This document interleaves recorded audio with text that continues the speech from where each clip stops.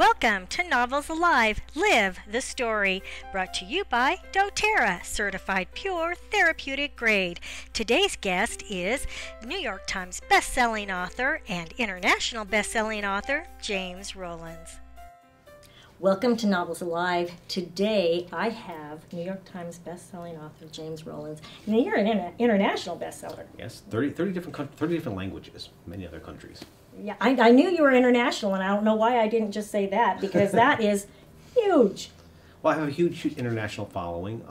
It's sort of fun actually to get email from from Latvia. I really love Monk. And use wow, Google Latvia. Translate.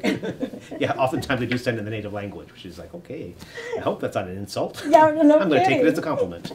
That's got to be very flattering to know that so many people all over the world can relate to your characters.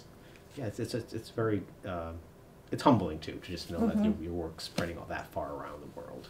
Oh, I would think so. And your character, your lead character in these books, he's in your latest book, Devil's Colony. Yep. He's got a real personal side to him. He shows a lot of humanity and probably a lot different than most action heroes. Well, Gray, the main hero of the Sigma series, we've seen him throughout the arc of the series deal with Alzheimer issues with his parents. And in Devil Colony, it somewhat comes to a head, where they're in crisis because of the dementia issues.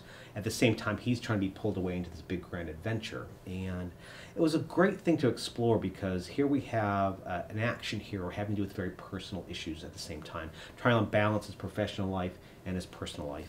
And we've all experienced that in our own life, whether it's dealing with a sick child or somebody else that's sick, trying to balance the professional and the personal life. And unfortunately, that's actually coming from my own background. My parents both have issues with dementia, and this last book was a challenge to write while trying to deal with their dementia.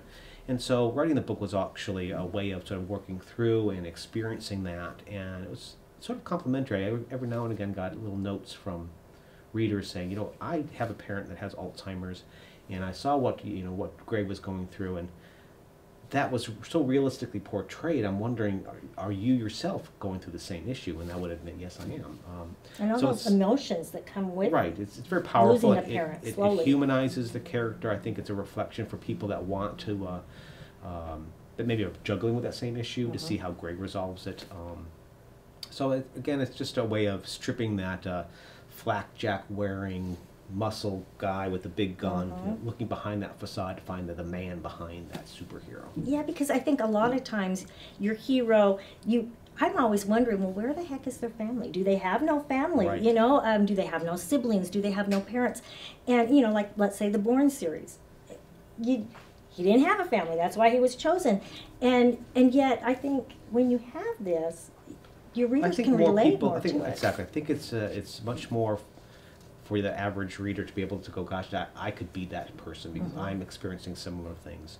It also, I think, makes the character more rounded, three-dimensional. So when I put Gray in jeopardy, the reader now knows it's not just Gray's life that's going to be infected if he passes away. Right. There's this whole background, this whole family that's dependent upon it, the weight that's on his shoulders. If he fails, it's not only the death of Gray, it's also potentially a big impact on his family. Well, and don't you think, too, that, as a reader, I get very, very invested in my characters. And I would think that when they think their character might be in peril and they might be leaving the parent, that just brings an extra element of emotion. Right. And I think one of the other things I wanted to do with this, too, is just to reflect like the average military person out in Afghanistan or Iraq. I spent last winter doing a USO tour to Iraq, and they're also balancing personal lives and professional lives. And the same thing, what if they have a major injury out in the field or die out in the field, there's a whole family that's affected. It's just not the one hero. So it's nice to be in this book to sort of reflect that also. Oh, absolutely. And your books are truly, truly amazing, and I'm just feel so privileged to have you here with us today. Well, it's been an honor. Thank you.